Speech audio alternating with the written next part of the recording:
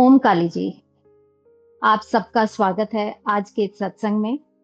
जैसा कि हम सभी जानते हैं कि अभी अभी पावन नवरात्रि का समय बीता है।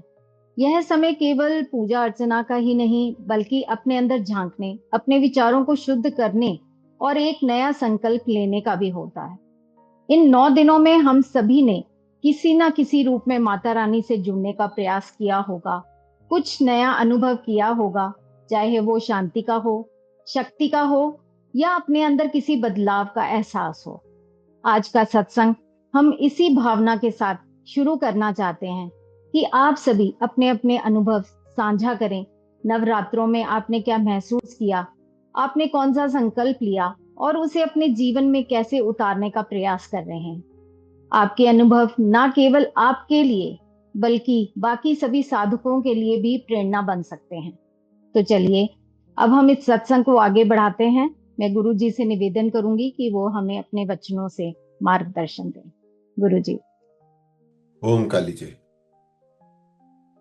जो हमारा 44वां सूत्र है वो हमें ये बता रहा है कि देवी को धारण करने से ही हम शून्यता की स्थिति प्राप्त कर सकते हैं। बिना देवी को धारण किए ये कार्य हो नहीं पाएगा। हमें शून्य होना है। अगर शून्य होना है तो देवी कृपा से ही होगा। तो शून्य क्यों होना है उसको आज समझते हैं। बड़े ये सुंदर सुंदर शब्द हैं हमारे अध्यात्म में जो हमें वेदवाणी से मिलते हैं। उनको अगर हम सरल भाषा में समझने की कोशिश करें ना तो बहुत चीजें हमें समझ में आ जाएगी। मेरी कोशिश यही रहती है कि मैं सरल शब्दों में आपको समझाऊं। ये बहुत ही गहरा ज्ञान है और जब ज्ञान समझ में आता है ना तभी सारी घटनाएं घटती हैं जीवन में। आध्यात्मिक प्रगति हम तभी प्राप्त कर सकते हैं जब हमें चीजें अच्छे से समझ में आ जाए। उसको अच्छे से समझ में थोड़ा टाइम लग सकता है, उसमें कोई दिक्कत नहीं है, लेकिन कम से कम सब आगे तो बढ़ रहे हैं ना। कुछ कुछ चीजें समझ में आ रही हैं। जैसे अगर आज से 2 साल पहले कितनी सारी बातें थी जो हमें पता ही नहीं थी, और अगर हम 2 साल की अपनी यात्रा देखें सत्संग की तो कितनी सारी बातें हमारे को समझ में आने लग गई हैं। हमारा दृष्टिकोण बदलने लग गया है। हम ईश्वर को समझने लग गए हैं, हम सत्य को समझने लग गए हैं, हम माया को समझने लग गए हैं। हमें यह समझ में आ रहा है कि हम कहाँ फंस रहे हैं, क्यों फंस रहे हैं, उससे निकलना कैसे है। वो पूरी जो आध्यात्मिक प्रणाली है वो हमें समझ में आ रही है और बहुत मजा भी आ रहा होगा कुछ लोगों को। और जिनको नहीं आ रहा उनको लग रहा है कि थोड़ा सा कठिन है। जब आपके अंदर वो ज्ञान पूरी तरह से स्थापित हो जाएगा ना तो आपको भी मजा आने लग जाएगा। और स्थापना के साथ साथ क्या होगा, देवी आपको धारण करेगी। मेरा मतलब हमेशा तो यही रहता है ना कि हमें देवी को धारण करना है, लेकिन देवी की अनुमति के बगैर नहीं हो पाएगा ना। ये जो देवी को चाहिए वो हमें करना होगा। ऐसा नहीं हो सकता कुछ भी हमारे मन में आए हम कर लें और लगे कि अब तो देवी हमें धारण कर लेगी, देवी हम पे कृपा कर देगी। उसके नियम है ना, और नियम का पालन आप कर ही रहे हैं। उसको अच्छे से समझिए। ये बहुत गहरा ज्ञान है। केवल ऊपरी तरीकों से हम कुछ चीजें करते रहे, कुछ अनुष्ठान करते रहे, वो तो करने हैं, लेकिन उसकी गहराई में जाना पड़ेगा ना, तभी हम देवी तक पहुंच पाएंगे। क्योंकि देवी अदृश्य भी है। देवी को पकड़ना बड़ा कठिन है, लेकिन अगर प्रेम में है, भक्ति में है, ज्ञान में है तो देवी स्वयं ही हमारे को पूरी तरह से अपनी शक्ति से भर देती है। तो शून्यता क्या है, अशून्यता को समझें। हम कह रहे हैं हमें योग स्थापना करनी है, हमें ईश्वर से मिलना है, हमें मुक्ति की ओर जाना है, बोध की ओर जाना है, हमें जीवन को खुशहाल बनाना है ना। पिछली बार हमने ये जाना कि जो साधु महात्मा है उनको बस मुक्ति चाहिए। अब एक नया शब्द आ गया आज, शून्यता। शून्यता क्या है, शून्यता को समझते हैं आज। शून्यता को इंग्लिश में बोलते हैं नथिंगनेस। शून्यता का मतलब खालीपन नहीं है। शून्यता का मतलब खालीपन नहीं है कि कुछ नहीं है वहां पे। जैसे नथिंगनेस का मतलब होता है एम्प्टीनेस, तो एम्प्टीनेस नहीं है। इसको थोड़ा सा समझते हैं अच्छे से।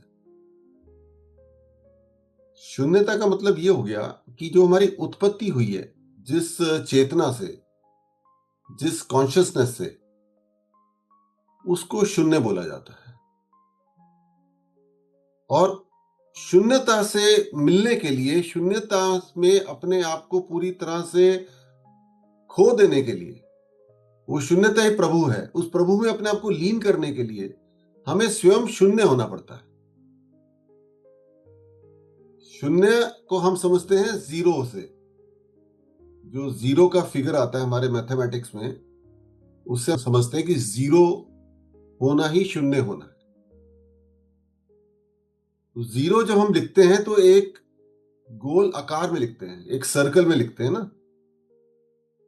तो उसका मतलब क्या होता है कि जब हमारा जन्म होता है तो हम शून्य होते हैं, हमें कुछ नहीं पता होता।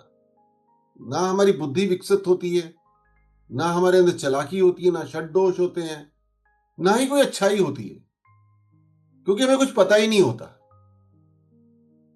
हमें कुछ पता नहीं होता। शून्य की स्थिति में हमारा जन्म होता है। उस शून्यता का मतलब हो गया कि प्रभु तू मेरी रक्षा कर, तू मुझे देख ले, मुझे कुछ नहीं पता, मैं तेरे पे पूर्ण समर्पित हूं। बच्चा समर्पित नहीं हो रहा, लेकिन वो समर्पण की स्थिति में है, उस स्थिति में है। और फिर जब हम बड़े होते हैं तो हमारे अंदर बहुत चीजों की समझ आने लग जाती है। अपने अनुभवों से जो जो हम सीखते हैं, नए नए हमारे को अनुभव होते हैं, एक्सपीरियंसेस होते हैं, है ना। तो हमारे को भौतिक और आध्यात्मिक दोनों चीजों का ज्ञान मिलने लग जाता है। हमारी समझदारी बढ़ने लग जाती है, और समझदारी के साथ साथ ही हमारी अहंकार भी बढ़ने लग जाता है, हमारा ईगो बढ़ने लग जाता है। हम अपने आप को प्रभु से अलग करने लग जाते हैं कि मैं अलग, प्रभु अलग। हमारी अलग अलग आइडेंटिफिकेशन बनने लग जाती है, जिसको कहते हैं आई, मी, माइन। आई हो गया मैं, मी हो गया मुझे क्या चाहिए, और माइन हो गया मेरा। इन चीजों में हम फंसने लग जाते हैं। हमारी इच्छाएं होने लग जाती हैं अलग अलग तरह की। बहुत कुछ घटित होने लग जाता है हमारे अंदर, और हमारे अंदर मोह और जो लगाव की स्थिति है वो भी आने लग जाती है। तो अच्छा भी घटित हो रहा है, हम बुद्धिमान भी बन रहे हैं, हमको ईश्वरी समझ में आने लग जाता है ना। बहुत कुछ हो रहा है, साथ में नकारात्मक भी हो रहा है। दोनों चीजों की हमारे अंदर उत्पत्ति हो रही है। लेकिन जब हम लोग विवेक में आते हैं ना,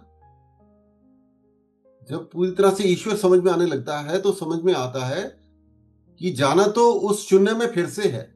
मृत्यु वापस हमें उस शून्यता में लेके जाएगी। तो जो व्यक्ति विवेकी होता है, जो भक्त होता है, जो ईश्वर से अति प्रेम करता है, जिसको विद्या माया के माध्यम से समझ में आता है कि ईश्वर कौन है, वो मृत्यु से पहले ही अपने आप को शून्यता की स्थिति में लेके स्वयं जाता है। आप समझिए इस बात को कि मृत्यु ने तो आपको शून्य करना ही है। उस सत्य से आप भाग नहीं सकते। अगर जन्म सत्य है तो मृत्यु भी सत्य है। हर समय आप मृत्यु की ओर बढ़ रहे हैं। यह कोई नकारात्मक सोच नहीं है, यह कोई दुखी करने वाली सोच नहीं है, यह सत्य है। वो पूरा जीरो का जो गोल चक्र है वो पूरा करने आए हैं आप उससे बाहर नहीं निकल सकते। ना आप निकल सकते, ना मैं निकल सकता हूं, ना ही इस पृथ्वी का कोई भी जीव जंतु निकल सकता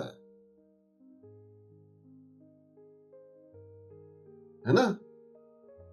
लेकिन जो व्यक्ति ज्ञान में जाएगा, अपनी भक्ति को चमकाएगा, और जब देवी उस पर कृपा करेगी, वो देवी को धारण करेगा, तो उसको समझ में आएगा कि मुझे मृत्यु से पहले ही शून्यता में जाना है, क्योंकि अगर मैं मृत्यु से पहले शून्यता में चला गया तो देवी मेरे जीवन को आनंद से भर देगी। देवी मेरे जीवन को पूरी तरह से अपने रक्षा कवच में ले लेगी, अपने रक्षा चक्र में ले लेगी, क्योंकि देवी ये चाहती है।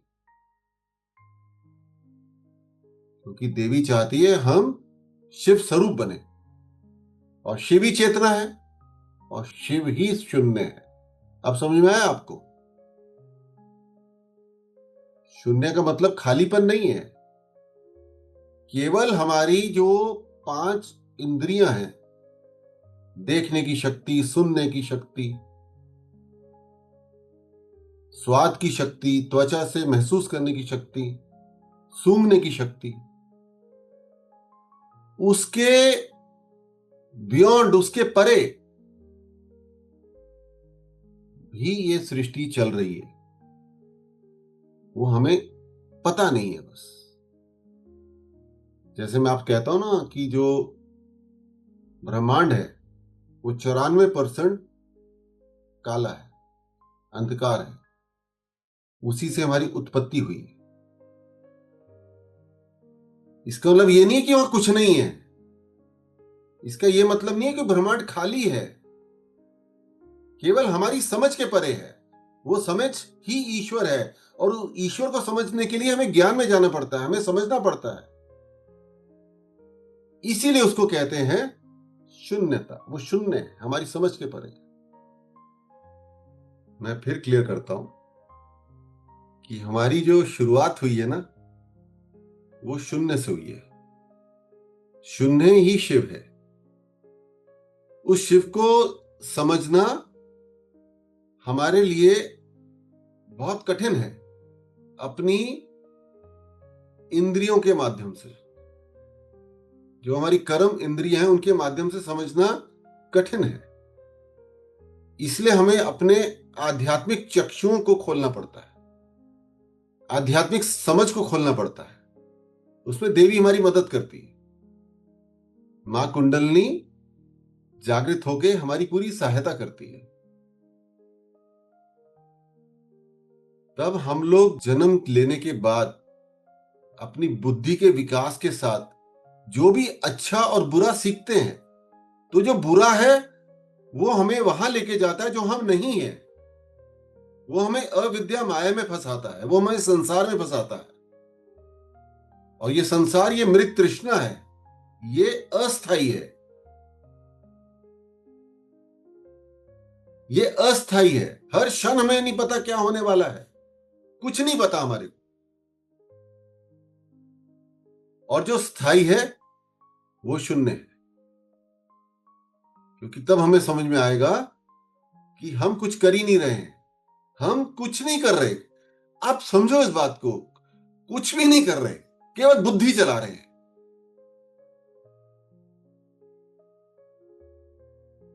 केवल बुद्धि चला रहे हैं। जो घटित हो गया, जो हमारा भूतकाल है, उसको सोच के परेशान हो रहे हैं, या हो सकता है उसके बारे में सोच के कुछ खुशी मिल रही हो हमारे को। जो भी कर रहे हैं भूतकाल को लेके, जो समय व्यतीत हो गया, उसे होगा क्या? और जो भविष्य की चिंता कर रहे हैं वो भी हमारे हाथ में नहीं है। ये तो गुरुजन सब लोग सिखा के चले गए, हम जानते हैं, हम इस बात को मानते हैं, केवल उसको धारण नहीं कर रहे, उसको अपने जीवन में उतार नहीं रहे। अपने बुद्धि को घुमा घुमा के, परेशान हो के, उन चिंताओं में डूब डूब के अपने ही जीवन को खराब कर रहे हैं, ये जानिए। और उससे मुक्ति के पाने के लिए ही देवी चाहिए। यहां तक तो समझ में आ गया ना कि शून्यता से हमारी उत्पत्ति हुई, जीरो से। कुछ हमने अच्छा सीखा, कुछ हमने गलत सीखा। जो गलत है उसको हटा के जब हम शुद्ध ज्ञान में जाते हैं और अपनी साधना के माध्यम से इतना पवित्रीकरण करते हैं, तो क्या क्या घटित होता है? हमारे अहंकार का नाश होता है, पहली बात। दूसरी बात, हमारी जो अनगिनत इच्छाएं हैं उनका नाश होता है। हमें समझ में आता है कि इन अनगिनत इच्छाओं का करना क्या। सबसे बड़ी इच्छा तो यह है कि मेरे को संतुष्टि मिलनी चाहिए, मेरे को आनंद मिलना चाहिए, हर परिस्थिति में मैं प्रभु के श्री चरणों में समर्पित रहूं, क्योंकि आनंद तो वहीं से आने वाला है। ये जो मृत्यु लोक की चीजें हैं, ये उतनी मुझे चाहिए हैं कि मेरा जीवन थोड़ा आराम से कट जाए, ताकि मैं अपनी साधना को अच्छे से कर सकूं और अपने परिवार का ध्यान रख सकूं। अनगिनत से क्या होने वाला, मिलने तो वाली नहीं, मिलना तो वही है जो हमारे नसीब में है। तो जितना मिल रहा है उससे संतुष्टि कर लेते हैं, और संतुष्टि आ भी जाती है अपने आप, अपने आप संतुष्टि आती है। सारे शिव काली बात के साधक हैं, वो संतुष्टि अनुभव कर रहे हैं। ये तो मैं पूरे ही आत्मविश्वास के साथ बोल सकता हूं, क्योंकि सब कहते हैं मुझसे कि गुरुजी हम लोग अब संतुष्टि अनुभव कर रहे हैं। इसका मतलब ये नहीं कि एक उदासीन भाव से कि नहीं है तो चलो संतुष्ट हो लेते हैं, नहीं, जितना है उसमें संतुष्ट हो रहे हैं। सबसे बड़ा धन मिल रहा है हमारे को, जिसके अंदर ये सारी बातें समझ में आई, जो विवेक से आ रही हैं, वो अपनी पहले अहंकार का त्याग करता है, फिर अपनी अनगिनत इच्छाओं का त्याग करता है। ये त्याग शब्द थोड़ा गलत है, ये सब चीजें उसको छोड़ देती हैं। त्याग तो फिर अहंकार से आ रहा है, मैंने त्याग कर दिया, मैंने कुछ किया ही नहीं, वो छोड़ के चली गई। जो नकारात्मक था, जो गलत था, जो मैं नहीं था, जो शिव नहीं था, जो शक्ति नहीं है, वो छोड़ के चला गया मेरे को। और जो जो चीजों से मैंने अपनी पहचान बना रखी है, जो मेरी आइडेंटिफिकेशन है, आई मी माइन से, मैं, मुझे और मेरा, उससे मैं मुक्त होने लग गया। क्योंकि मैं सर्वव्यापी चेतना को ही सब कुछ मानने लग गया। अपने परमपिता परमेश्वर को, शिव को सब कुछ मानने लग गया। तो मेरा कौन हूं? ये मैं ही तो मुझे उनसे अलग कर रहा है। मैं हूं ही नहीं, मैं तो शिव हूं, मैं तो शिव स्वरूप हूं। शिव नहीं हूं, शिव स्वरूप हूं। जैसे मेरे पिताजी हैं, मेरी जो इस शरीर की उत्पत्ति हुई है मेरे पिताजी से हुई है, तो मैं ये नहीं कह सकता था कि मैं खुद अपना बाप हूं। मैं तो उनका अंश हूं, उनका स्वरूप हूं, उनका डीएनए है मेरे भीतर। मैं उनसे अलग नहीं हूं, है ना। तो हमारा अहंकार का नाश हुआ, हमारी अनगिनत इच्छाओं का नाश हुआ, हमारी जो पहचान है गलत बनी हुई है उसका नाश हुआ, हमारे मोह का नाश हुआ, अंधकार का नाश हुआ, हमारी जो लगाव की स्थिति है, जो अस्थाई है उससे हम लगाव कर बैठते हैं, वो अस्थाई तो जाने वाला है। इसका मतलब फिर मैं समझा रहा हूं, ये नहीं है कि अस्थाई को छोड़ना है, छोड़ना नहीं है, उसकी सत्यता को पहचानना है कि मेरी जो पहचान है वो स्थाई से है। मेरी पहचान इस अस्थाई से नहीं है, क्योंकि अगर मैंने अस्थाई से अपनी पहचान बना ली तो मैंने अपने दुख का कारण खोल दिया। क्योंकि वो अस्थाई जब जाएगा और मेरी उम्मीदों के हिसाब से नहीं चलेगा तो मुझे दुख देगा। मुझे छोड़ना भी नहीं है। Please try to understand. कहीं ना कहीं ये सोच में गलती हो गई, कहीं ना कहीं तो लोग छोड़ छोड़ के भागने लग गए, और वो जो छोड़ छोड़ के भागने लग गए उसके कारण लोग अध्यात्म को गलत समझने लग गए। जो पारिवारिक लोग हैं वो अध्यात्म से डरने लग गए कि अगर हम अध्यात्म करेंगे तो परिवार छोड़ने की इच्छा जागृत होगी। अगर छोड़ने की इच्छा जागृत हो रही है वो भी गलत है।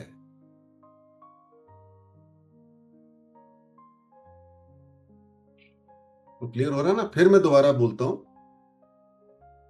कि जब हम ज्ञान में जाते हैं हमारे अंदर विवेक स्थापित होता है, इसको विजडम बोलते हैं, जो श्री गणेश जी का गुण है। और विजडम आता है समर्पण से। इसलिए जो हमारा पहला चक्र है, मूलाधार चक्र, वहीं से हमारे भीतर समर्पण आता है। तो जिसके अंदर समर्पण आएगा उसके अंदर क्या क्या घटित होगा? उसके अहंकार का नाश होगा ना, कि प्रभु अब तू ही है, प्रभु मैं तो कुछ भी नहीं हूं, मेरे समझ में आ गया, मैं शून्य हूं। मेरी अनगिनत इच्छाओं का नाश हो गया, मेरी गलत पहचान का नाश हो गया कि मैंने जो पहचान अपनी अलग बना ली अपने परमपिता परमेश्वर परमेश्वरी को छोड़ के, वो जो गलत पहचान बना ली उसका नाश हो गया। तो मैं अपनी पहचान को प्रभु से जोड़ लिया, इस सर्वव्यापी चेतना से जोड़ लिया, उसको डिवाइन कॉन्शियसनेस से जोड़ लिया कि सभी मेरे हैं, ये पूरी सृष्टि मेरी है। कि जो पेड़ फल दे रहा है वो ये नहीं सोच रहा मुझे किसको देना है किसको नहीं देना, उसके फल सबके लिए हैं। ऐसे ही हम सबके लिए हैं, जो प्रभु हमारे पास भेजेंगे उस सबके लिए हमें सेवा करनी है। और जो असुर लोग हैं उसको हमारे पास भेजेंगे ही नहीं, वो चले जाएंगे हमारे जीवन से, वो देवी घटित करेगी। कितने गलत लोग आते हैं हमारे जीवन में, कितने लोग हमारा फायदा उठाते हैं, हमारे को दुख देते हैं, हम उनपे एक इमोशनली अपना बिलीव कर लेते हैं, प्रेम हो जाता हमारे को उनसे, वो हमें धोखा दे देते हैं, हमारा इस्तेमाल करते हैं, हमारी भावनाओं का करते हैं ना। हम लोग के साथ कितना गलत होता है। जो भक्त लोग हैं वो तो भावनाओं से भरे हुए हैं, हमारे अंदर चालाकी नहीं है, लोग उसका गलत इस्तेमाल भी करते हैं। तो देवी मां उसको हटा देगी हमारे जीवन से। और कुछ लोग अगर जीवन से नहीं हट सकते तो कोई बात नहीं, हम उनके साथ रह के भी अपने आप को अपनी भावनाओं से सुरक्षित रखेंगे।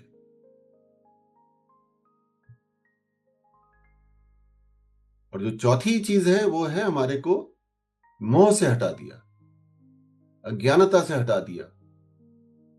लगाव जो हमें दुख देने वाला है, चाहे वो व्यक्ति विशेष हो चाहे वो कोई वस्तु हो, लोगों को एक कारपेट से लगाव हो जाता है, लोगों को अपनी गाड़ी से लगाव हो जाता है। और जैसी उस गाड़ी में थोड़ी खरोच आ गई तो दुखी हो गए, जिसने खरोच डाल दी उससे लड़ाई करने लग गए। तो किसका नुकसान पहुंचा? हमारी तो पहुंच रहा है। वो तो जो खरोच आनी थी वो तो आनी ही थी। और जो सत्य को जान जाएगा वो कहेगा ठीक है, लग गई, प्रभु तेरी है, तू देख लेना, मेरे को तूने दी थी थोड़े समय के लिए आनंद लेने के लिए, मैं आनंद अब भी ले रहा हूं, थोड़ा सा खरोच पड़ गया तो मैं काहे चिंता करूं। थोड़ा समझ में आ रहा है आपको मेरी बात ना? कि हम जब उस सर्वव्यापी चेतना से अपनी पहचान जोड़ लेते हैं तो हम जीते जी शून्यता की ओर जाते हैं। और जो सबसे बड़ी घटना हमारे भीतर घटती है, ये सब देवी मां की कृपा से होने वाला है, उनके बगैर कुछ नहीं हो सकता। तो जो सबसे बड़ी घटना हमारे भीतर घटती है वो ये घटती है कि हमारे विचार भी शून्य हो जाते हैं, दिमाग भागता ही नहीं है। जिसके लिए हमको ध्यान सिखाया जा रहा है, लोग एक एक दो दो घंटे ध्यान कर रहे हैं, फिर भी उनके विचार शून्य नहीं हो रहे। वो शिव कालीबोध की साधना से जब हम देवी को धारण करते हैं तो बड़े आसानी से शून्य होने लग जाते हैं। बड़ी कठिनाई होती है एक दिन पुरानी घटना को याद करने में कि क्या हुआ था कल। बताते हैं मुझे सब एसकेबी के साधक, गुरुजी याद नहीं आ रहा क्या हुआ। जो बुरा हुआ वो तो याद ही नहीं आता, किसने बुरा कर दिया वही भूल जाते हैं। तब अच्छा अच्छा याद रहता है, उसको भी थोड़ा याद करना पड़ता है। दिमाग कहां रहता है? ना आगे की सोच रहा होता है ना पीछे जा रहा होता है। जो प्रेजेंट है, जो अब समय चल रहा है वही है। ये सबसे बड़ी कृपा होती है शून्यता की। और जब हम इस स्थिति में जाते हैं तो हम पूरी तरह से सर्वव्यापी चेतना से जुड़ जाते हैं। इसको समझिए, बुद्ध यही सिखा के गया, माइंडफुलनेस। माइंडफुलनेस का मतलब ये है कि हम जो अभी समय चल रहा है उसी में है, उसके बारे में अवेयर हैं, जागरूक हैं, उसके बारे में हम लोग सचेत हैं। अलर्ट हैं। अभी क्या हो रहा है उसके बारे में अलर्ट हैं। अलर्ट तो होंगे ना। जब दिमाग में आगे का और पीछे का कचरा ही नहीं रहेगा, तो जो अब घटित हो रहा है उसी में है, उसी समय में है, और वही समय सत्य है। लेकिन वो भी क्षण भर का है। क्षण भर का इसलिए है ना, जैसे मैंने अभी कुछ बोला, वो तो चला गया ना पीछे।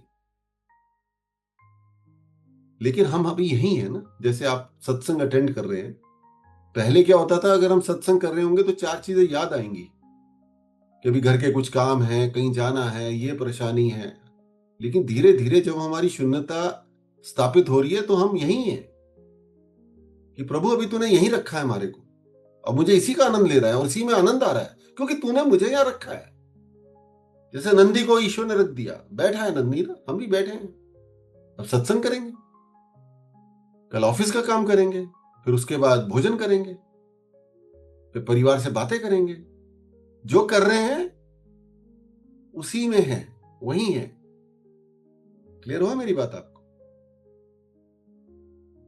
जो लोग शिव कालीबोध में मेरे बहुत करीब हैं, जिनसे मैं रोज ही बात करता हूं, क्योंकि आश्रम के काम होते हैं, इतने सारे और चीजें होती हैं, वो मुझे जानते हैं कि अगर मैं किसी को ये बोलूं कि आप ये काम कर देना, और मुझसे कोई प्रश्न पूछते हैं, तो मैं सबसे पहले यही बोलता हूं कि आप कर दो ना। आपके प्रश्न का उत्तर देने के लिए तो मुझे सोचना पड़ेगा, और मुझे सोचना अच्छा ही नहीं लगता। आप क्यों मजबूर कर रहे हो? आप मुझे मुक्त की स्थिति में रहने दो ना। और अगर आप माता रानी को धारण कर रहे हो, तो जो भी आप करोगे सही कर दोगे, और अगर कुछ गलत कर दोगे तो कुछ सीख लोगे। मैं आपकी यात्रा में विघ्न क्यों करूं कि हर बात के लिए आपको मुझसे पूछना है? मैं अपने जीवन को कठिन क्यों बनाऊं? मुझे आप पे पूरा विश्वास है, क्योंकि आप भी साधक हैं। तो जो व्यक्ति शून्यता में चला गया, उसको सोचने में बड़ी कठिनाई होती है। भाई मुझे सोचने के लिए मत बोलो। जो मेरे सामने आएगा वो मैं करूंगा। इसका मतलब कुछ लोग बोलेंगे फिर दुनिया कैसे चलेगी, हमारा परिवार कैसे चलेगा, हमारा बिजनेस कैसे चलेगा, हमारी नौकरी कैसे चलेगी। तो कौन सा सोच सोच के आप लोगों ने बहुत बड़े झंडे खड़े कर लिए? हुआ तो वही जो प्रभु चाहते हैं, हुआ वही जिसकी अनुमति थी, उतना ही मिला जितना मिलना था, और जो नुकसान हुआ वो भी घटित हो गया। राजा से रंग बनने में कितनी देर लगी, और फिर रंग से राजा फिर बन जाओगे। अगर अपनी साधना में स्थित रहोगे और ये समझोगे करने वाली मां है, करने वाली देवी है, हम केवल अपनी साधना से अपने आप को पवित्र करते रहें, अपने कर्म करते रहे जो हमारे सामने आ रहे हैं, बाकी कर देगी वो जो हमारे लिए अच्छा है। मुझे थोड़ा बताइए, समझ में आ रहा है? कौन बताएंगे? अभी तक जो मैंने बोला, पलक आप बताएं। जी गुरुजी, आपने ये बोला कि हम शून्य से आए हैं, शिव जी के बच्चे हैं, तो वो शून्य है, तो हम उनसे आए हैं। हम जन्म लेते हैं, हम कुछ अच्छी चीजें सीखते हैं और कुछ बुरी चीजें सीखते हैं। बुरी चीजों को हटा दे और शुद्ध ज्ञान को हम धारण कर ले, तो हमारी लाइफ में कुछ चीजें होती है जिस प्रोसेस से माँ हमें धारण करती है, जिस प्रोसेस के बाद, जैसे कि हम मैं, मेरा और मुझे, अपना मैं छोड़ते हैं, अहंकार छोड़ते हैं कि मैं ये हूं, ये चीज मेरी है और ये मैंने किया। सबसे पहले हम ज्ञान से माँ को समर्पण करते हैं, तो हम अपना मैं छोड़ते हैं। जो हमारा रूट चक्र है, वहां पे अगर हम अपने रूट चक्र की सफाई करते हैं, तो हमारा जहाँ पे श्री गणेश जी विराजमान है, वहां से हमें ट्रू विजडम मिलती है। और ट्रू विजडम यही है कि हमें माँ को समर्पण करना है। हम अपनी बुद्धि नहीं चलाएंगे। जब तक हम अपनी बुद्धि चला रहे हैं, हमारा ट्रू विजडम हमारे पास नहीं आ रहा, क्योंकि हमें बुद्धि चलानी ही नहीं है। करने वाली माँ है। वैसे भी हमारे करने से कुछ नहीं हो रहा, सब कुछ माँ ही कर रही है। हम तो बस बैठ के अपने थॉट्स इधर उधर घुमाते रहते हैं। तो अगर हम ज्ञान लेंगे, शुद्ध ज्ञान लेंगे, तो हमारे ये थॉट्स बंद हो जाएंगे, मैं मेरा बंद हो जाएगा। और चीजों को लेके हमारी अटैचमेंट्स है, जैसे हम जो चीजें धारण करते हैं और जो चीजें हमें लाइफ में आगे चाहिए उनको लेके हम बहुत अटैच्ड होते हैं, वो डिटैचमेंट हो जाएगी। वो डिटैचमेंट नहीं है, वो फ्रीडम है। वो फ्रीडम हमारे अंदर आ जाएगी, हम चीजों से अटैच नहीं रहेंगे और सब लोगों को सेम तरीके से देखेंगे। जैसे एक पेड़ है, वो सबको फल देता है, उसी तरह से जो काम माँ हमें भेजेगी, जो लोग हमारी लाइफ में माँ भेजेगी, हमें उनके साथ सेम रहना है।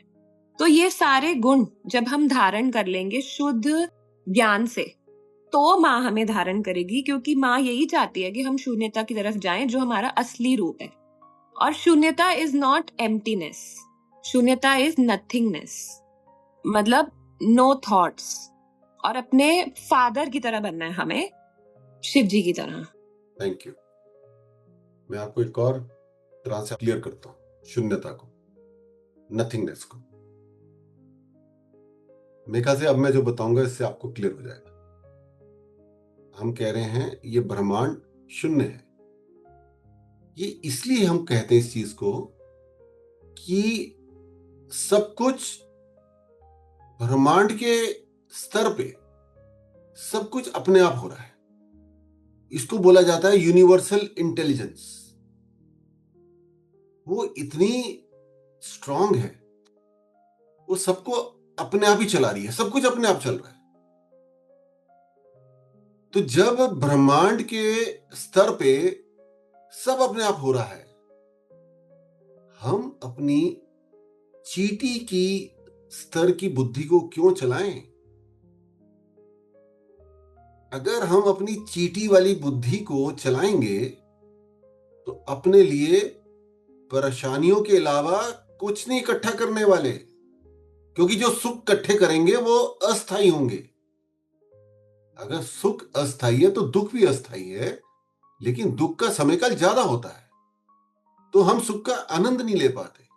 लेकिन जब हम अपने आप को यूनिवर्सल इंटेलिजेंस के साथ जोड़ देते हैं, आप ही मुझे चलाओ,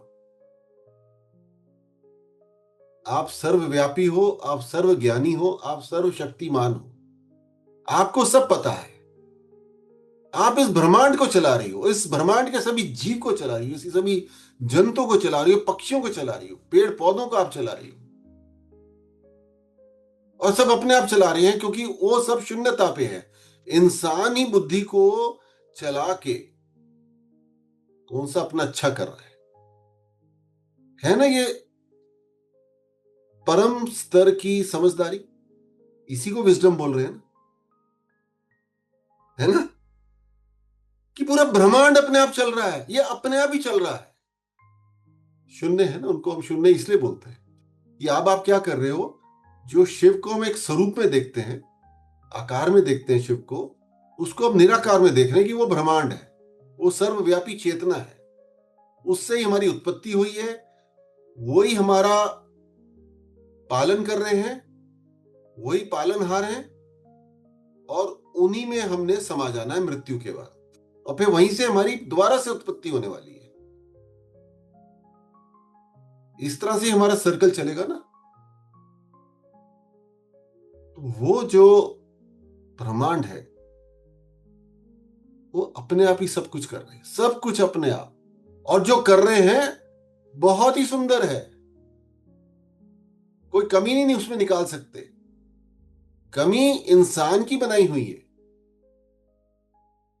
सारे कष्ट इंसान ने अपने लिए पैदा किए हैं, अपनी बुद्धि को चला चला के। वो देख रहा है उसे कुछ नहीं हो रहा,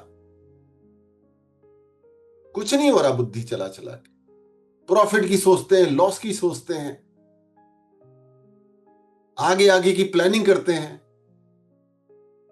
लेकिन जो व्यक्ति साधना के मार्ग पे आता है, जो ईश्वर को समझने लग जाता है, जो ज्ञान में जाता है, उसको समझ में आता है कि मैं काहे को कर रहा हूं ये सब, क्योंकि होना तो वही है जो यूनिवर्सल इंटेलिजेंस करेगी। उस पर समर्पण कर देता हूं, उसके जैसे अपने आप को शून्य कर देता हूं, तो वो देवी मां को बोलता है, देवी तू मुझे शून्य कर, तू कर, ये बुद्धि बड़ी ही दुष्ट है, ये नहीं छोड़ती मेरे को। तो देवी कर देगी। इतना ही आसान है, बहुत आसान है और बहुत कठिन है अगर बुद्धि के माध्यम से देवी को समझना चाहेंगे। कठिन क्या है? वो तो असंभव है। बुद्धि के माध्यम से आप देवी को नहीं समझ सकते। उसको इंग्लिश में एक वर्ड होता है elusive. She is very elusive. उनको नहीं पकड़ सकते आप, बुद्धि के माध्यम से नहीं पकड़ सकते। बुद्धि को अगर आपने ज्यादा चलाया देवी को समझने के लिए, देवी को पकड़ने के लिए, देवी को चलाने के लिए कि हम देवी को चलाएंगे, तो इतनी खतरनाक माया उपलब्ध हो जाएगी कि उस अंधकार में आपको खींच ले जाएगी, पता ही नहीं चलेगा। लग रहा होगा कि सब सही चल रहा है, चल नहीं रहा होगा। और जिस दिन वो पानी का बुलबुला फूटेगा एकदम, तो समझ में आएगा समय नष्ट कर दिया।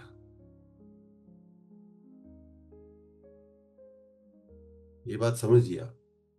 पूरा ब्रह्मांड अपने आप चल रहा है, सब कुछ अपने आप घटित हो रहा है।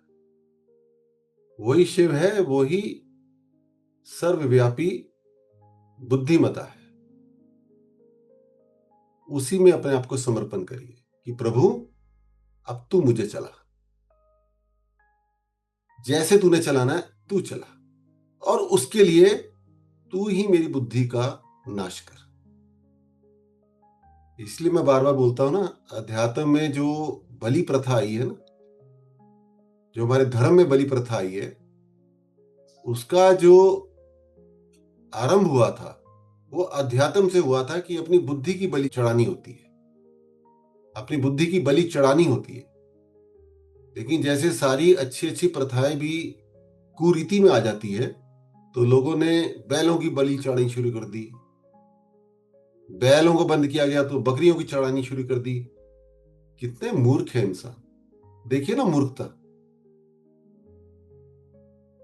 कि अपने ही शिव के स्वरूप के एक और रूप को आपने बलि चढ़ा के उस शिव को या देवी को संतुष्ट करोगे और रुष्ट कर दोगे। और ऐसा हुआ, जब देवी आपके साथ नहीं रही तो आपके कष्ट बढ़ गए, आपका अहंकार बढ़ गया, आपका जो मोह था, अंधकार था, ज्ञान था, वो भी बढ़ गया। है ना? क्लियर हो रहा है ना आपको बात? चढ़ानी थी बुद्धि की बलि और सोचा भैंस की बलि चढ़ाते हैं। अरे सबसे बड़ा भैंस तो इंसान खुद है।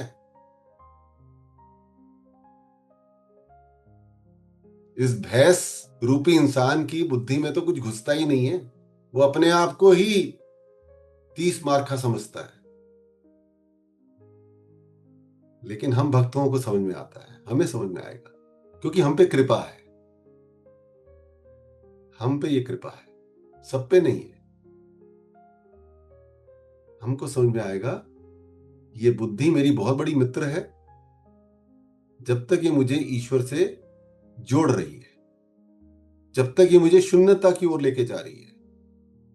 और ये मेरी सबसे बड़ी दुश्मन है जब ये मुझे अहंकार में फंसा रही है, मुझे प्लानिंग में फंसा रही है। तनिक भी चिंता मत करिए। कोई ऐसा सोचे कि मैं प्लानिंग नहीं करेंगे तो पे कैसे जीवन चलेगा। आपके सामने जो छोटा मोटा प्लान है बना लीजिए, अपनी साधना को अच्छे से करिए, और जो सामने कर्म आ रहा है, ये भगवान कृष्ण ने बोला है गीता जी में, जो आपके सामने आ रहा है कर्म उसको करिए, पूरी शिद्दत के साथ करिए, पूरे मन के साथ करिए, पूरी भक्ति के साथ करिए। बाकी उस यूनिवर्सल इंटेलिजेंस पे छोड़ दीजिए, छोड़ के तो देखिए। और जैसे जैसे आप साधना कर रहे हैं, आपकी मां कुंडलनी एक्टिव होती जा रही है, और जब वो आपके आज्ञा चक्र का अच्छे से भेदन करेंगी, उसको शुद्ध करेंगी, तो आप देखेंगे कि अब विचार इधर उधर जा ही नहीं रहे, तो समझ में आएगा कि शून्यता की स्थिति प्राप्त हो रही है। अगर शून्यता में नहीं जा रहे, दिमाग भाग रहा है, प्लानिंग कर रहा है, तो समझ लो अभी देवी बहुत दूर है। कितने भी मंदिर चले जाओ, कितनी भी आरती कर लो, मैं उसके लिए मना नहीं कर रहा, वो सब तो करना ही है, लेकिन देवी को समझना पड़ेगा। और देवी से ही कहो, देवी तू मुझे तेरे को समझने की शक्ति प्रदान कर, और फिर मेरी बुद्धि में आके मेरे विचारों को शून्य कर दे, क्योंकि मुझे पता है कि जैसे ही मेरे विचार शून्य हो जाएंगे, मैं तुझे पूरी रूप से धारण करने की स्थिति पे आगे बढ़ जाऊंगा और मेरा जीवन बहुत सुंदर होने वाला है, बहुत सुंदर होने वाला है। और जो लोग अपनी बुद्धि की बलि चढ़ा रहे हैं शिव काली पोत में, उनका अभी से सुंदर हो रहा है, कोई परेशानी नहीं है।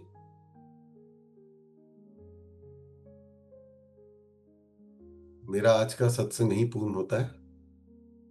मीना जी, आज आपने कहा था कुछ माँ के भक्त अपने बारे में बताएंगे, तो आप प्लीज बताएं कैसे करना है। गुरु जी, आरती से ही शुरू करते हैं। आरती कुछ बताना चाहेंगे नवरात्रि के बारे में? ओम काली सभी को।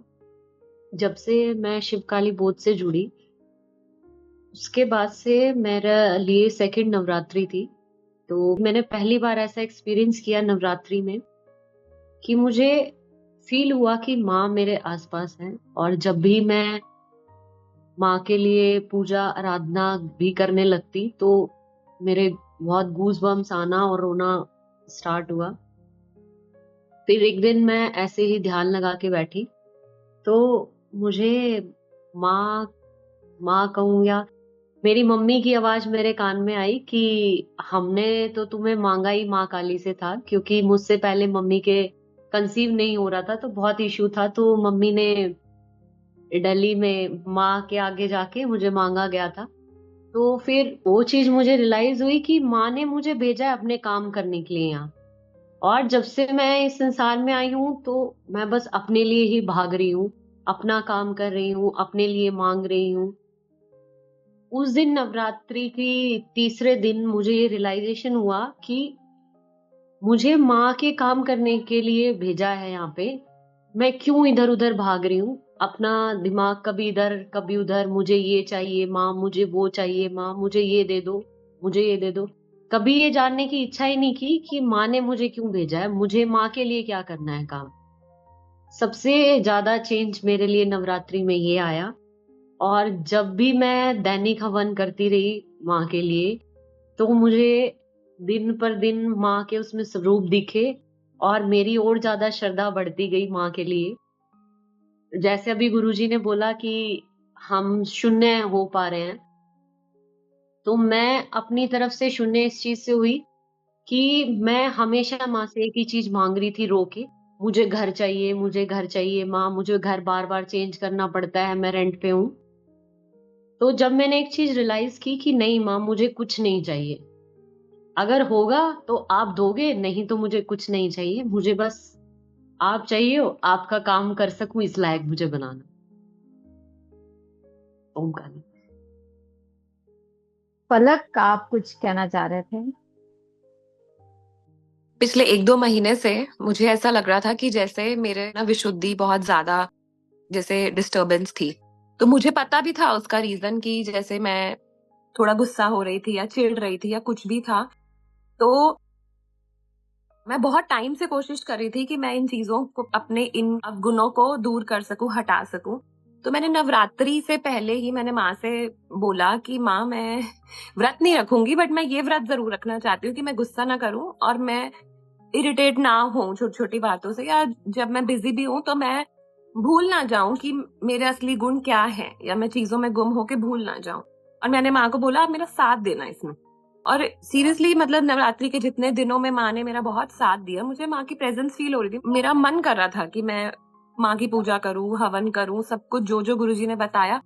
और मैंने नहीं किया गुस्सा, और मेरा विशुद्धि उसके बाद हम नीतू के घर पूजा पे गए, मैंने कनिका से एनर्जी चेक कराई, बहुत बेटर। वही गुरुजी ने जो कहा कि माँ से मांग के तो देखो, माँ तो बैठी है हमें देने के लिए, हम ही बस अपनी बुद्धि चलाते रहते हैं और खुद करते रहते हैं। तो मेरी इस नवरात्रि, जैसे कि गुरुजी बोलते हैं इस नवरात्रि नहीं तो अगली नवरात्रि, तो मैंने इस नवरात्रि ये प्रण लिया था कि मैं गुस्सा नहीं करूंगी। और मेरे में फिर चेंजेस आए, तो मेरे अराउंड जो मेरी फैमिली है, स्पेशली मेरी बेटी जिसे मैं गुस्सा सबसे ज्यादा करती थी, उसमें चेंजेस आने लग गए। वो जो जिद्दी हो गई थी वो बेटर हो गई, क्योंकि मेरा विशुद्धि बेटर हुआ तो उसका भी हुआ।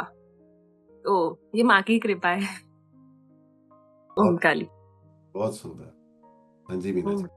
चंदर मदान जी, आप कुछ बताएं अपना एक्सपीरियंस। हाँ जी, ओम काली जी।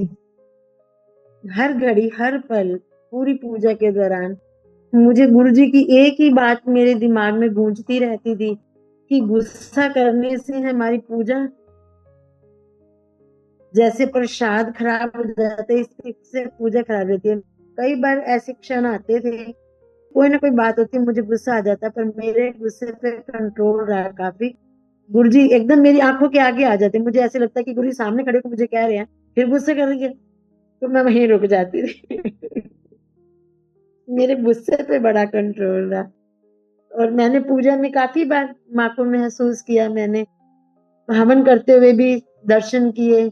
कभी जब पूजा कर रही थी तो बॉडी में कंपकपाहट के साथ महसूस किया माँ को अपने आसपास। काफी बार ऐसा हुआ।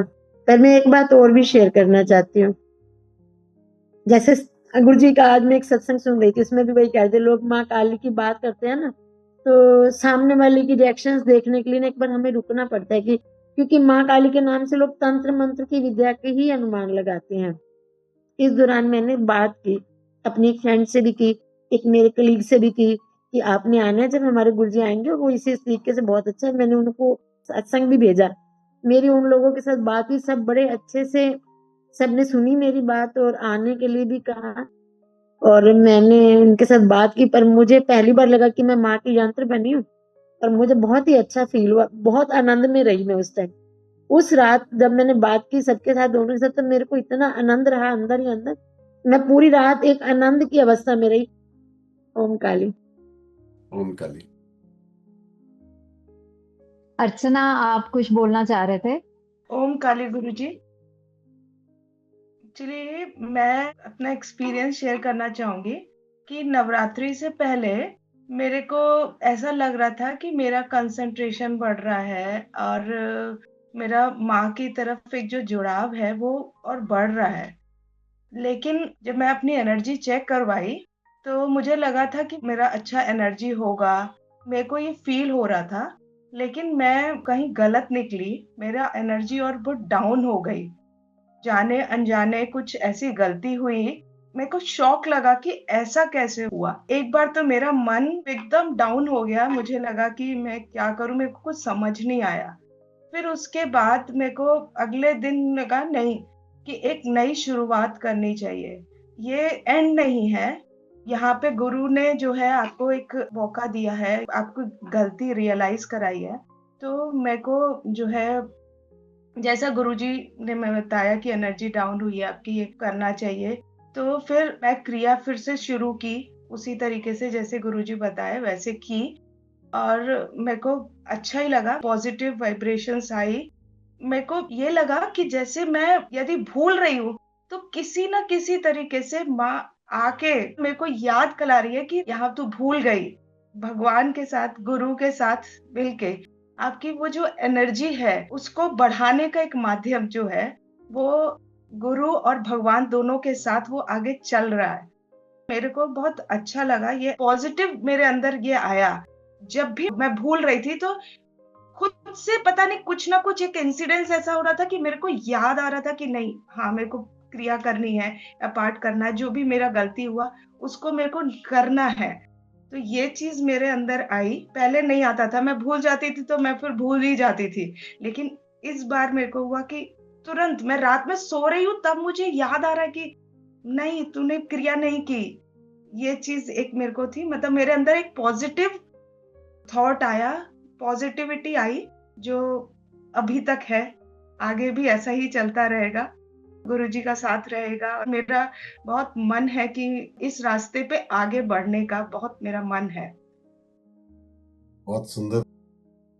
क्या हुआ था जब इनका मैंने एनर्जी चेक किया तो इनका ऑरा सिर्फ 50 सेंटीमीटर था, तो मुझे बड़ा दुख भी हुआ।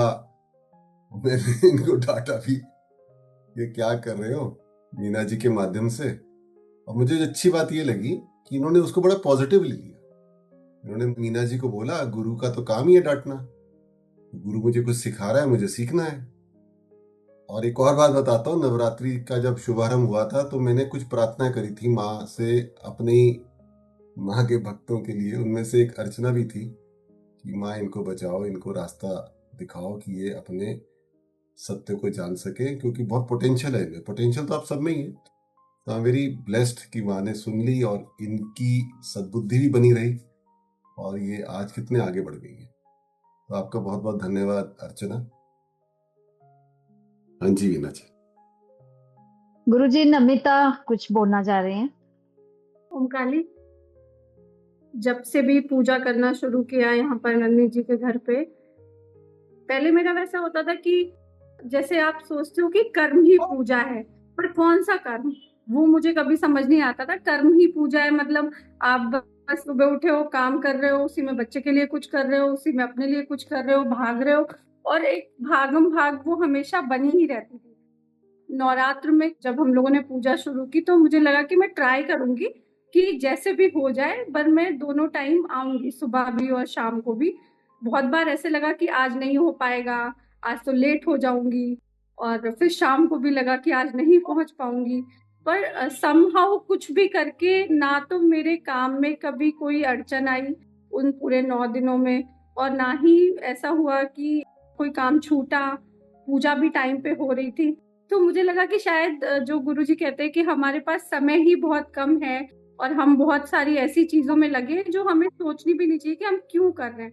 बस हम सोचते रहते हैं जबरदस्ती में कि हाँ ये हो जाएगा, फिर वो हो जाएगा, फिर वो हो जाएगा, जिसकी कोई जरूरत नहीं है। जब हमने वो छोड़ दिया कि ठीक है मैं ट्राई करूंगी 9 दिन ना कि मैं आ सकूं, और वो सारे काम अपने आप होते गए। सब कुछ तो हमारे हाथ में नहीं है ना, तो जो चीजें हमारे हाथ में नहीं है हम उनके लिए ज्यादा परेशान नहीं हो। ये मेरी अपनी लर्निंग है पिछले 9 दिनों की जो नवरात्र में थी। तो ओमकाली, मैं बस यही शेयर करना चाहती हूँ। ओमकाली। हरीश जी, आप कुछ बोलेंगे? सबको ओमकाली। जो पहले नवरात्रे गए थे तो उसमें गुरुजी ने एक सत्संग में बहुत अच्छे से समझाया था कि नवरात्रों में नकारात्मक ऊर्जा भी बहुत हाई हो जाती है। जैसे सकारात्मक ऊर्जा हाई है उसी हिसाब से नकारात्मक ऊर्जा भी हाई हो जाती है। तो इस समय मैं नवरात्रों से पहले ही माँ से मांग लिया था कि माँ मुझे सतर्क रखना, और माँ ने पूरे 9 दिन सतर्क रखा और बहुत सी आदतें डेवलप भी हुई है। आदतें मतलब अच्छी आदतें। मैंने पूरे नवरात्रों में मतलब जो मेरा सबसे वीक पॉइंट है वो गुस्सा है, तो पूरे नवरात्रों में चाहे कोई भी घटना घटी हो मैंने कोई प्रतिक्रिया नहीं करी, गुस्सा आया भी नहीं माँ की कृपा से।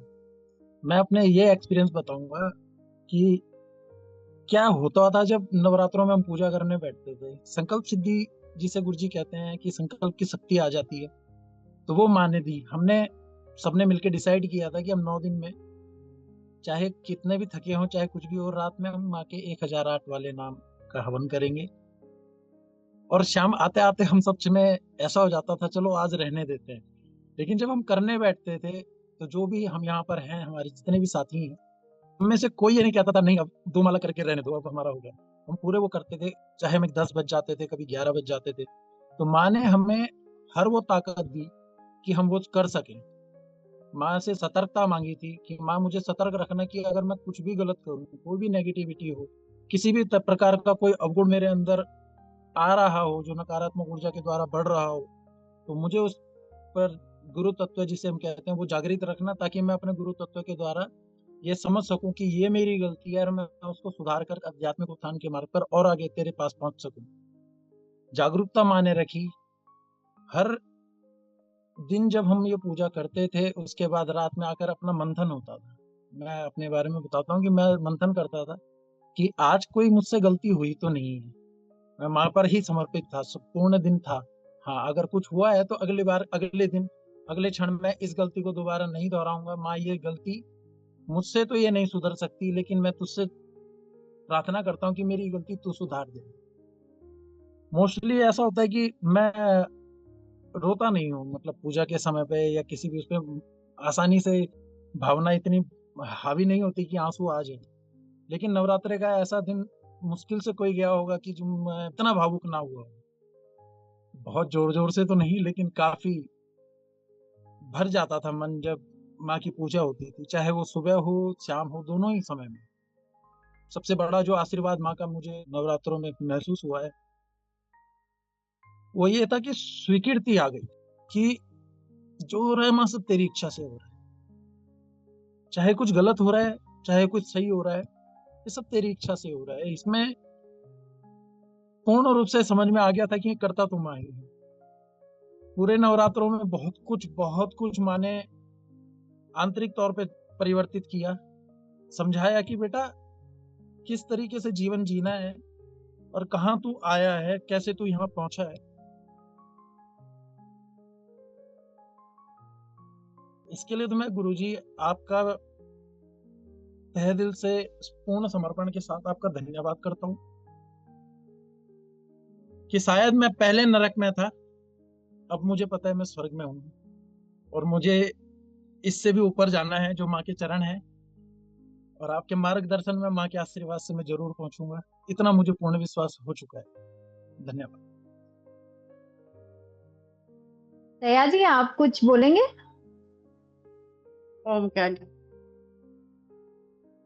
मैं भी यही जैसे हरीश जी ने बोला, वे नवरात्रों में ऐसा ऐसा हुआ, तो जहां तक हो सके हमने नवरात्रे में यही प्रण किया था कि गुस्सा नहीं करेंगे और माँ पर पूरा छोड़ दिया था। माँ आपके ऊपर है सारा कुछ, बस जो कुछ करवाएंगे वो आप ही करवाएंगे। इन दिनों में जो हमने माँ की प्रार्थना की वो माँ ने सुनी भी, और सच में जो हमारे दिमाग में कई बातें ऐसे फजूल की भरी हुई होती थी वो बिल्कुल ही निकल गई। ये माँ की कृपा नवरात्रों में रही। और सबसे ज्यादा धन्यवादी तो मैं गुरुजी की हूँ। गुरुजी ने तो मेरे परिवार को पूरी बदल दिया। जो पहले था नहीं मैं सोच सकती भाई कभी जो आज है ऐसा होना भी था कि नहीं, ये गुरुजी की कृपा से सभी माँ की तरफ हो गए। बस मैं इतना ही बोल सकती हूँ, माँ की बहुत कृपा, सबसे पहले गुरुजी की कृपा। प्रियंका, आप अपना कुछ अनुभव शेयर करें। ओम काली मेरा सभी को एक नई नई चीजें सिखा रही है माँ मुझे हर दिन। मैंने माँ से प्रार्थना करी कि माँ मैं आपके लिए व्रत तो रख नहीं सकती, लेकिन हाँ जिन चीजों का पालन करना बहुत जरूरी है मैं उन चीजों को अपने अंदर धारण करूंगी। तो मैंने वो चीजें सारी धारण करी। मन कभी कभी थोड़ा सा विचलित भी हुआ था, फिर मैं माँ से यही बोलती थी कि माँ आप देख लो मुझे कुछ नहीं पता। गुरुजी बोलते रहते हैं कि गुस्सा नहीं करना चाहिए क्योंकि सब भगवान स्वरूप है, शिव स्वरूप है। वो चीजें दिमाग में चलती रहती थी। पहले ऐसा कुछ मेरे माइंड में नहीं आता था। और गुरुजी ने ये भी बोला था कि नवरात्रि में दोनों जो नेगेटिव और पॉजिटिव एनर्जी बहुत हाई होती है। तो मैंने इस बार ऐसा महसूस किया और माँ से बोला भी था फर्स्ट नवरात्रि में ही कि माँ आप देख लेना मुझे कुछ नहीं पता। और वो माँ ने देखा और मैंने ये बोला माँ जब आपकी इतनी पावर एनर्जी हाई एनर्जी नवरात्रियों में क्यों, तो हर वक्त और हर पल मेरे साथ होनी चाहिए। और माँ मेरे साथ क्या सभी के साथ आपका प्रोटेक्शन रहेगा तो माँ हम सुरक्षित रहेंगे। और माँ ने वो गुरुजी क्या ही बताऊं कि अब तक भी है। और उस चीज के लिए तो मैं माँ को क्या ही दे सकती हूँ, कुछ है नहीं क्योंकि सब कुछ उसी का दिया हुआ है। तब से मुझे समझ में आया कि माँ दूर नहीं है, माँ है तो हमारे अंदर ही है, बस उसको महसूस किया जा सकता है। जितने भी स्वरूप है सब माँ के ही हैं, हर चीज में माँ है। वो पहले समझ में नहीं आता था। पहले ये था कि मैं ये सोचती थी कि मुझे एक डर चढ़ा रहता था कि मेरे से ये गलती ना हो जाए, कुछ ये ना हो जाए, वो सारी चीजें दिमाग घूमता रहता था। मैंने बोला माँ जैसा आप करोगी मुझे स्वीकार है, अगर गलती भी होगी तो आप मुझे सिखाओगी और उससे मुझे आगे सीखने को मिलेगा। पहले डर लगा रहता था। माँ जो मुझे गुरुजी ने बोल दिया है तो वो अब आपका ही संदेश है, वो चीजें मेरे अंदर आई। पहले नहीं आती थी, पहले मैं बहुत भूल जाती थी। लता रानी, आप कुछ कहना चाहेंगे? अब के नवरात्रों में मैंने ये संकल्प किया माँ से, माँ बस मुझे गुस्सा नहीं आना चाहिए, क्रोध नहीं आना चाहिए। तो माँ ने मेरा पूरा साथ दिया इस नवरात्रों में। नहीं तो मुझे गुस्सा आया, नहीं तो मुझे क्रोध आया। जब मुझे गुस्सा आता तो मैं बोलती, माँ बस आप ही संभाल लेना, मैं तो कुछ नहीं जानती। तो माँ ने मेरा पूरा साथ दिया इस नवरात्रों में। अगर गुस्सा भी आता तो मैं बोलती, बस माँ मुझे तो कुछ पता नहीं है, बस आप ही संभाल लेना। तो इस बार के नवरात्रे मेरे तो बहुत अच्छे गए। तो गुरुजी का आशीर्वाद है और माँ की कृपा है। बस माँ ने मुझे, फिर लास्ट में मैंने माँ को बहुत धन्यवाद करा। हर दिन की मैंने बस ऐसी करा, माँ बस आप ही हो, जो भी है मुझे तो कुछ पता नहीं है। तो बस यही है मेरा नवरात्रों का। बस माँ ने मुझे बहुत अच्छे से रखा, नहीं तो मुझे माँ ने गुस्सा आने दिए, नहीं क्रोध। तो मैं माँ को बहुत बहुत धन्यवाद करती हूँ। बस जब पूजा करते समय पे मुझे फील भी होता है कि माँ मेरे आसपास है, और अब भी मुझे ही लगता है कि माँ है, मेरे साथ है। मैं चिंता करती नहीं किसी बात की, पर मैंने हर चीज माँ पर छोड़ रखी। माँ बस आप ही हो, मैं तो एक मूर्ख हूँ, मुझे तो कुछ पता नहीं, माँ सब आप ही संभाल लेना। तो बस गुरुजी का आशीर्वाद है, माँ की कृपा है। बस इतना ही बोलूंगी, माँ ओम काली शक्ति। बहुत अच्छा लता रानी। कनिका, अब आप बोल सकते हैं। इस नवरात्रि मैंने सीखा है, मैंने ये सीखा है कि हम कुछ भी नहीं है। I mean, we are so dark. अब मुझे नहीं लगता कि in this life we will get redemption. We're so dark people. और अगर हमें ये लग रहा है जब तक हम मुक्त नहीं होंगे, हमें ये लग रहा है कि हम सही हैं, हमसे बड़ा बेवकूफ इस दुनिया में कोई नहीं है। हम कुछ भी नहीं है। I have realized this. सब कुछ माँ के हाथ में है, बट हम कर्म तो कर रहे हैं ना। कर्म तो करना ही है, जब तक हम इस शरीर के अंदर है हमें कर्म करने हैं। कर्म करना ही श्रेष्ठ है। तो हम अपनी बुद्धि पर विजय कैसे पाए, बस ये एक क्वेश्चन सारा टाइम हमें अपने अंतःकरण से आस्क करना है कि how can we overcome our darkness that is in the form of buddhi. वो नहीं बंद होती, नहीं बंद होती। कहीं ना कहीं तो ट्रस्ट करना पड़ेगा। जैसे गुरुजी ने लास्ट सत्संग में कहा था कि हम पायलट पे ट्रस्ट कर लेते हैं, हम ड्राइवर पे ट्रस्ट कर लेते हैं, कहीं ना कहीं तो ट्रस्ट करना पड़ेगा। And that trust, I think अगर हमारा वो चेकलिस्ट पूरा हो गया है तो I think guru is the only saviour. But we are full of darkness, that is all I have understood. But mother is with us. अपने भक्ता हमारा प्रारब्ध है कि माँ हमें ब्लेस करेगी करेगी। तो यस, मदर इज विद अस। किसी को भी ये लगता है कि वो सही है, आई थिंक सबसे पहले तो वो मिरर देख ले कि भैया वो सही हो ही नहीं सकता। हमारे अंदर बहुत डार्कनेस है, we are under the illusion. और एक लाइट एक ही हमारे जीवन में है, वो एक गुरु तत्व ही हमारे पास है, जो गुरु रूप में हमारे पास पूर्ण कॉन्शियसनेस में आया है। हम उस पर ट्रस्ट करना ही पड़ेगा, चाहे हम मरे जिए। We have no option, that's all. This is my realisation. और मुझे लगता है कि माँ मुझ पर कृपा करेगी तो शायद मैं भी उस योग्य बन पाऊंगी कि मैं भी प्योर कॉन्शियसनेस बन पाऊं। But I am not there yet. I am so sorry about it. Thank you Kanika. आज सत्संग का टॉपिक था शून्यता, नथिंगनेस। हमने समझा कि देवी के सच्चे दर्शन करने के लिए हमें शून्यता को प्राप्त करना आवश्यक है। यहाँ शून्य का अर्थ केवल खालीपन नहीं है, बल्कि वह दिव्य चेतना है जिससे हमारी उत्पत्ति हुई है। शून्यता वही अवस्था है जहां से हम आए हैं और अंततः हमें उसी परम चेतना में लीन होना है। इसलिए प्रभु से मिलन के लिए हमें अपने मैं और अहंकार को छोड़कर शून्यता की ओर बढ़ना है। इस जीवन का अंत तो मृत्यु से होता ही है, लेकिन यदि हम मृत्यु से पहले ही अपने अंदर शून्यता को अनुभव कर लें तो हम जीते जी ही प्रभु के और करीब आ सकते हैं। शून्यता हमें सिखाती है कि कैसे हम धीरे धीरे उसी परम चेतना में विलीन हो जाएं जहां से हम आए हैं। जब हम शून्यता की अवस्था में प्रवेश करते हैं तो सबसे बड़ी घटना घटती है, वह है हमारे विचार धीरे धीरे शांत होकर शून्य हो जाते हैं। मन का कोलाहल समाप्त हो जाता है और भीतर एक शांति का अनुभव होता है। आज हमने शून्यता के बारे में जो भी सुना और समझा, उसे केवल शब्दों तक सीमित ना रखें, बल्कि अपने जीवन में उतारने का प्रयास करें। माँ से यही प्रार्थना है कि हम सभी को इस मार्ग पर चलने की शक्ति दें। इसी के साथ आज का सत्संग यहीं समाप्त करते हैं। तब तक के लिए ओम काली जी। ओम काली जी।